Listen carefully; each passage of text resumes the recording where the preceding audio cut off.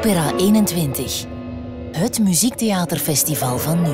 The idea for this production originated somewhere a few years ago when Jan and I were preparing for the exhibition in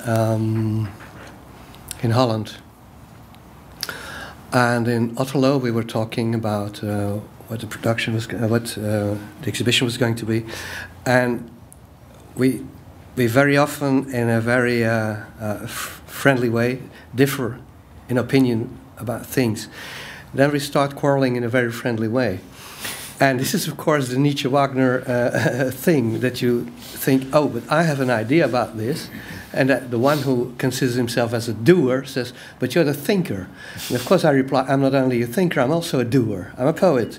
So, and maybe you're the thinker, because you're quite theoretical about what you do. So this is where this started, this Nietzsche-Wagner thing, as an ironical travesty of what you do when you think about art and what you do in art. Because the doer is a thinker and the thinker is a doer. So then we thought, what can we do with Wagner and Nietzsche? It's a tragedy, this friendship. But it's not only a tragedy because they were so opposed to each other, as people always think. They were eating each other. It's cannibalistic. I mean, Wagner was a very great cultural philosopher, according to himself. He had already written Das Kunstwerk der Zukunft when he met Nietzsche, was a young guy. In Das Kunstwerk der Zukunft, he says literally, Wiederkehr von Dionysus, Aeschylus, Schopenhauer. It's just in a sort of, note. When we see what Nietzsche did in Geburt der Tragödie, this is exactly working this out. And Wagner said, this is the book I could have written. Not only as a sort of compliment, but also saying, he's doing what I have said already.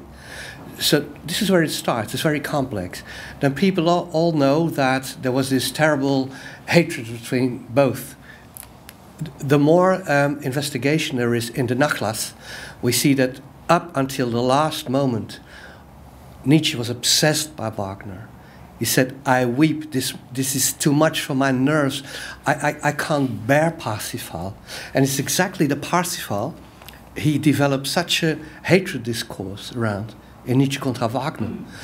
But up to the end, he was obsessed by this music. And he said, nobody has suffered so much of this beauty. I think one of the most beautiful things Nietzsche ever wrote about the music of Wagner, because he was constantly writing about Wagner, even if he wasn't. Mm-hmm. We're realizing now, if you read Menschliches dazu, Menschliches is constantly against Wagner. And at the end he says, in fact, listening to music is like going into a sea, step by step. And then comes a moment that you will lose the ground underneath your feet. Man soll schwimmen. This is terrible. This is the almost ill Nietzsche saying this. Man soll schwimmen. That's Wagner. Swim. Lose the ground underneath your feet. Opera 21. Het muziektheaterfestival van nu.